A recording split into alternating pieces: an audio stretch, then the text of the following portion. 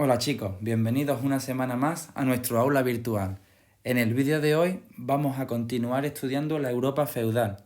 En concreto, vamos a estudiar una serie de aspectos. El primero de ellos es el feudo. Dentro del feudo vamos a ver los siguientes aspectos. En primer lugar, debemos saber que durante la Edad Media la mayor parte de las tierras estaban en manos de los privilegiados, miembros de la nobleza o miembros del clero, y constituían un feudo o señorío.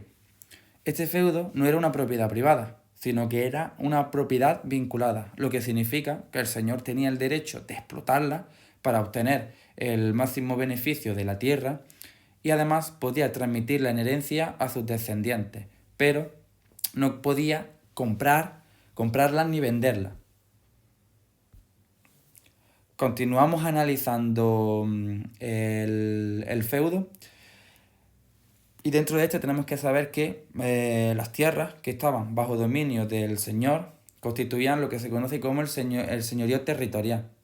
Para explotarlas, el señor daba una parte de la parcela a los campesinos, que las cultivaban a cambio del pago de una renta, lo que se conoce como rentas señoriales.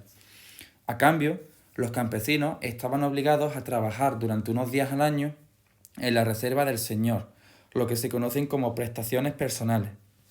Además, debían entregarle una parte de la cosecha, lo que se conoce como el censo, y contribuir al sostenimiento del castillo y al desarrollo de los servicios a la comunidad. Continuamos analizando el feudo y ahora nos centramos en determinados aspectos como que los campesinos debían ofrecer al señor los primeros frutos de la cosecha, lo que se conoce como las primicias. Además, debían pagar por el uso de una serie de dependencias como el horno, el molino, la herrería, la prensa y otros servicios, como lo que se conoce como derecho de monopolio. El señor feudal también tenía el derecho jurisdiccional, lo que se conoce como señorío jurisdiccional, que el rey le cedía. Tenía autoridad plena dentro de su señorío y debía asegurar la protección a todos los campesinos que vivían dentro del feudo en caso de que hubiese cualquier peligro o que, por ejemplo, estuviesen sufriendo alguna invasión, robos, hurtos, etc. Estos derechos jurisdiccionales permitían al señor implantar una serie de órdenes, juzgar a los campesinos del feudo y también dictar sentencias. Además, también podían crear una serie de impuestos por algunos servicios como cruzar puentes, el derecho a cazar en las tierras privadas del noble, etc. E incluso imponer multas. A continuación, pasamos a analizar al campesinado. Nos acordamos que eran los encargados de trabajar las tierras de cultivo y cuidar del ganado. En Europa constituían la mayor parte de la población, en torno a un 90%. Más o menos todos llevaban un estilo de vida muy parecido, pero podían diferenciarse en dos categorías. En primer lugar, vamos a hablar de los campesinos alodiales, es decir, campesinos libres, propietarios de su tierra, conocido como alodio, y no estaban sujetos a ningún señor. Por ello, podían disponer libremente de sí mismos, se podían casar, abandonar el feudo, dedicarse a un oficio, etc. Por contra, tenemos a los siervos que trabajaban las tierras del señor y no tenían libertad personal, no podían abandonar las tierras, no podían casarse sin consentimiento del noble, no podían dejar herencia sin permiso de este tampoco. Ahora estaban, por tanto, privados de cualquier tipo de libertad. Todos estos vivían en pequeñas aldeas o en granjas aisladas y tenían el derecho a explotar los bosques para obtener leña y los prados para que el ganado pastase.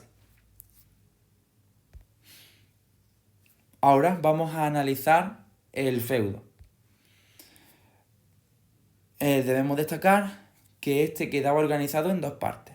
Por un lado tenemos la reserva señorial o dominio, que está constituido por las mejores tierras que el señor se reservaba para explotarla directamente. En ella solía estar el castillo, el prado y los bosques comunales.